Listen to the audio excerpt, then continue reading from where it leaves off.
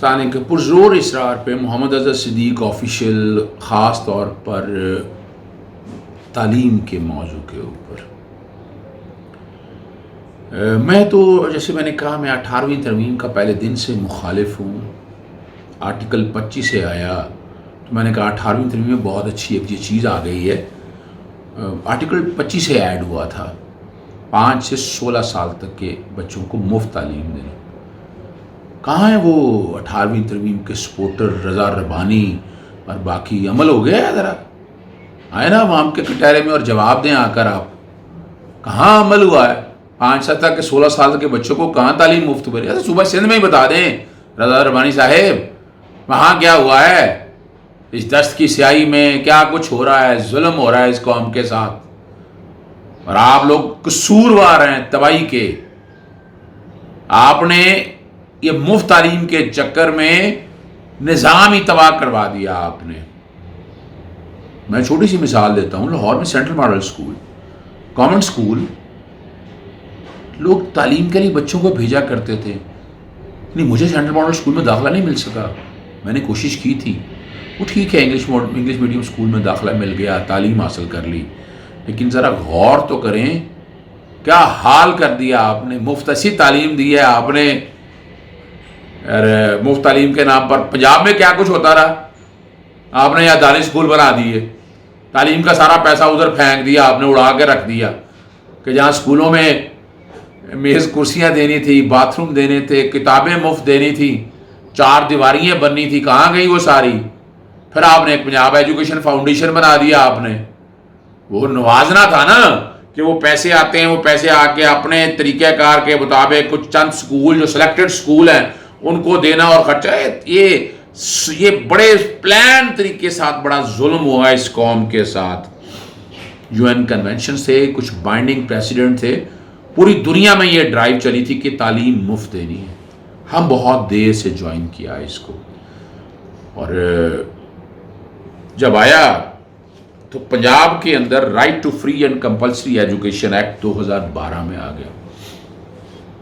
میں نے 2011 میں آئینی درخواست دائر کر دی تھی مفت تعلیم دینے کے حوالے سے، وہ پینڈنگ نے پچھلے دنوں وہ فیصلہ کر دیا لاہور ہائی کورٹ کے جسٹس ساجد محمود سیٹھی نے یہ بچوں کی فیسوں کے حوالے سے۔ سندھ میں 2013 میں قانون آیا، خیبر پختونخوا میں 2017 میں، بلوچستان میں 2014 میں۔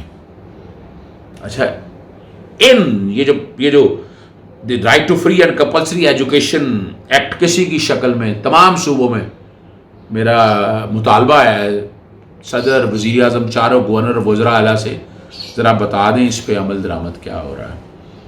ابھی تک تو میں پنجاب کی بات کر رہا ہوں، یا سندھ میں چلے جائیں جو معاملات، یا KPK میں چلے جائیں جو سپریم کورٹ میں معاملہ گیا بچوں کی تعلیم فیس کے حوالے سے، سپریم کورٹ نے کچھ کٹ دیے تھے، پھر پیرامیٹرز طے کیے۔ پنجاب کے اندر the Punjab private education institutions promotion and regulation ordinance 1984 کے تحت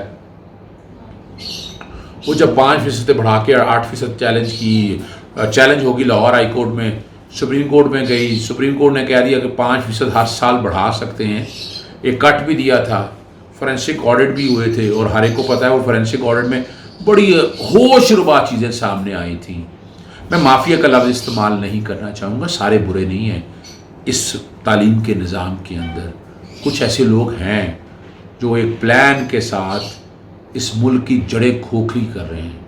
اس میں ایک ایجنڈا بھی دیکھتا ہوں، ایجنڈا ہے بیرونی ممالک کے حوالے سے کہ پاکستان کے بچوں کا ذہن کیسے بدلنا ہے، اور یہاں آپ کو کئی ایسے پرائیویٹ اسکول یا NGOز ایسی ملیں گی جن کو ایڈ آج بھی وہاں سے آتی ہے، سلیبس وہاں سے آتا ہے، اور سسٹم وہی چلتا ہے ان کے طریقہ کار کے مطابق۔ ویسے ہی جاتے عذرائے مذاق فورینسک آڈٹ کرایا تو کئی ایسے ڈائریکٹر تھے ان اسکولوں کے جو کروڑ کے قریب تنخواہ لے رہے تھے، غالباً گھر کے کرائے خرچے سارے اسی میں سے جا رہے تھے، اور آپ پریشان ہوں گے۔ کروڑ روپیہ تنخواہ میں کہہ رہا ہوں، ایسا ہی ہے۔ کئی ایسے اسکول ہیں جن کی ڈکلیئر اربوں روپے میں تنخواہ ہے، ڈکلیئرڈ اربوں میں تنخواہ ہے۔ ہاں، میں واقعی مذاق نہیں کر رہا، میں سیریس بات کر رہا ہوں۔ اربوں روپیہ ڈکلیئرڈ ہے، اور اتنا بڑا یہ وہ مافیا اس لیے کہتے ہیں کہ آنسریبل نہیں ہے.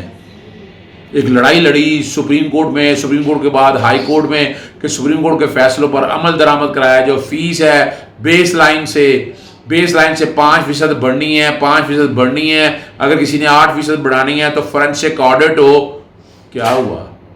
بڑی لمبی لڑائی لڑنے کے بعد وہ جیتی اور فائنلی لاہور ہائی کورٹ نے کہہ دیا وہ فیسیں ڈٹرمن کر دی. بڑی لمبی جنگ ہے، یعنی یہ تو فوری طور پر عمل درآمد ہونا چاہیے.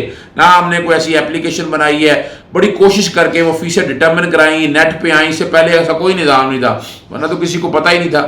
ویسے تو اس میں مسابقتی کمیشن کی خاموشی، کمپٹیشن کمیشن آف پاکستان بھی اس معاملے میں جمپ کرنا چاہیے تھا. یا فیئر کمپٹیشن کیسے ہے؟ ہم نے تو کوئی ایسا نظام نہیں بنایا. ایک تو جو article 25A right to free education کے کانٹیکسٹ پہ، اس پہ عمل درآمد کے حوالے سے اب تک کیا ہوا ہے ذرا بتائیں تو صحیح نا پوری قوم کو. 18ویں ترمیم کے بڑے بڑے معجد اور تباہی کر دی آپ لوگوں نے. یہ صوبوں کو ڈیوالو کرنے کے بعد پالیسی کوئی نہیں ہے، یکساں نظام تعلیم دے نہیں سکتے ہیں آپ کیسے کر سکتے ہیں؟ ابھی آپ کے وزیر تعلیم شفقت صاحب بڑا بھانگے دول اس بات کو کہتے ہیں اور ایڈمٹ کرتے ہیں. ہم تو یہ بات پہلے دن سے کر رہے ہیں کہ آپ نے نظام یہ ٹھیک نہیں کر سکے ہیں. اس تعلیمی نظام کو بہت بہتری کی گنجائش موجود ہے، لیکن وہ کون کرے گا؟ آپ نے کوئی اتھارٹی دیکھیں اس چیزوں میں، جب تک آپ اتھارٹی ایک انڈیپینڈنٹ نہیں بنائیں گے. اسکولوں کی رجسٹریشن بڑا بھی کئی ایسے اسکول ہیں جو رجسٹرڈ ہی نہیں ہے. میں آپ کو ایسے نہیں بات کر رہا. یہاں پنجاب کے اندر اگر آپ دیکھیں ایجوکیشن ڈپارٹمنٹ نے 20 سال 18 سال 16 سال وہی لوگ چھائے ہوئے تھے، وہی رجسٹریشن کا پروسیس شامل تھا. اور یہ معاملہ جسٹس شاہد جمیل صاحب کے پاس گیا تو نیب میں معاملہ یہ اب چل رہا ہے کہ اتنے عرصے سے وہ تعیناتیاں کیوں رہی، وہ رجسٹریشن کا پروسیس اور اسکولوں کو معافیا. یعنی آپ بتا کر کہیں یعنی ہم شاید تعلیم کو ہم نے کھڈلے لگا دیا ہوا ہے. جہاں صحت کو وہاں تعلیم کا بھی ستیاناش اسی لیے ہوا ہے، اس لیے کوئی بہتر لاٹ سامنے نہیں آ سکی ہے. اب دیکھیں ایک دور تھا یہاں، بڑا زبردست دور تھا یہاں. سینٹرل پرانے ٹاٹوں کے اسکول سے پڑھ کے بہت آگے آتے تھے. مجھے آج بھی یاد ہے، میرے چھوٹے بھائی کے حوالے سے آج بھی یاد ہے. ہم اکٹھے انگلش میڈیم میں پڑھتے تھے. ایک جماعت میں چوتھی جماعت میں وہ فیل ہو گیا، نمبر کو پوزیشن بہتر آتی تھی، بہرحال پروموٹ ہوئے تعلیمی کیریئر کی وجہ سے. لیکن 5ویں جماعت میں پھر وہ ایسا ہی ہوا، وہ مجھے چھوڑ کر چلا گیا ٹاٹوں والے اسکول میں، بالکل بھگوان پورہ میں. وہاں اس نے ٹاپ کیا. پھر گورنمنٹ ہائی اسکول بھگوان میں گیا، وہاں ٹاپ کیا. گورنمنٹ کالج میں چلا گیا، چوتھی پوزیشن آئی ہے. تو الیکٹریکل انجینئر. میں انگلش میڈیم میں پڑھتا رہا. یعنی ہمارے ہاں ہم نے عجیب سا ہوا بلا دیا. اور پھر اسی نظام کو آگے تباہی کی طرف کیسے لے گئے کہ جب انجینئر بننا تھا اور ڈاکٹرز بننا تھا تو اس کے لیے اینٹی ٹیسٹ کا نظام متعارف کرا دیا گیا. غریب اور امیر کا بچہ ایک ہی لاٹھی میں ہانک دیے گئے. دونوں اینٹی ٹیسٹ اور نمبر ڈال کے اگر آ جائیں سرکاری اداروں میں آپ چلے گئے جہاں آپ کو تعلیم سرکار کی طرف سے دینی ہے. جو باقی جو 50% ہے جو پرائیویٹ کالجز میں آنا ہے، میڈیکل کالج یا انجینئرنگ میں، وہ بیچارہ 10 لاکھ 8 لاکھ 9 لاکھ وہ ایک لمبی کہانی ہے. پھر ذکر کریں گے وہ کہاں سے دے گا غریب کا بچہ. غریب کے بچے کا حق تو آپ نے یہاں سے مار کے 25% رکھ دیا معذرت کے ساتھ. یہ 50% تو امیر ہی لے کے جائے گا، غریب کہاں آئے گا. تو اس نظام کے تعلیم کو بہت بڑی اوور ہالنگ کی ضرورت ہے. آئین پاکستان کے آرٹیکل 25A پہ انفاذ کی ضرورت ہے.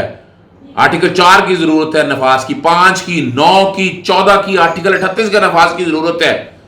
خدا رہا میں I'm not interested in any mafias. ابھی بلوچستان ہائی کورٹ نے ان خاص طور پر کرونا وائرس کے بارے میں 50% کا کہا.